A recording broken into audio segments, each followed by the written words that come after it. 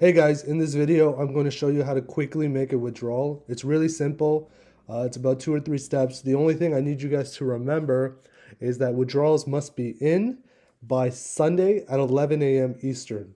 So whatever that time is for you, depending on which time zone you're in, please make sure your withdrawal requests are in by Sunday, 11 a.m. Eastern, and then they're paid out 3 business days later, which is Wednesday.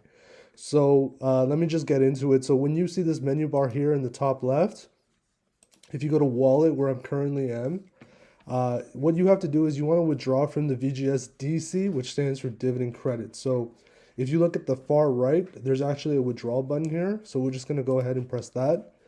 Now when it asks us which wallet, we have to change it to the DC wallet because yes, we are withdrawing USDT, but we don't have USDT in the system. We have DC. So what happens is the DCs get converted into ERC20 USDT. And if you look here, whatever the withdrawal amount is, the receivable amount is in USDT. So it's not like you have to convert anything out. Whatever you withdraw in DCs is received as USDT. I hope that's clear. So there's just a few rules when it comes to withdrawals. First of all withdrawals need to be in blocks of 100.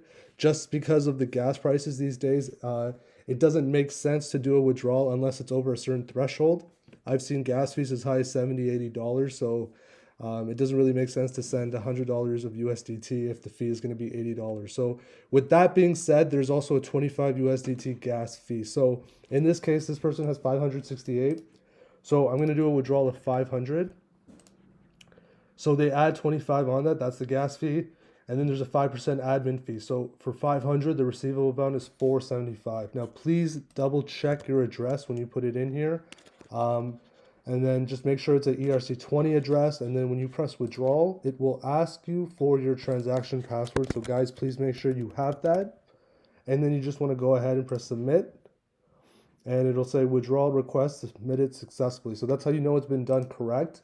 Now, if you want to see a record of all your withdrawals, if you go back to this menu bar here in the top left, if you go to report and then go to withdrawal, you can see all your previous withdrawals. So the only thing I might say is you might have to change the date to the next date. So where I am, it's the 13th, but it's already the 14th in Asia. So the withdrawal I just made shows up for the 14th. So just keep that in mind. You may have to change the date here, but all your withdrawals will show up here. So guys, I hope this video helps. This is how you make a withdrawal. Like I said, before Sunday, 11 a.m. Eastern, paid out on Wednesdays. So we'll see you next time.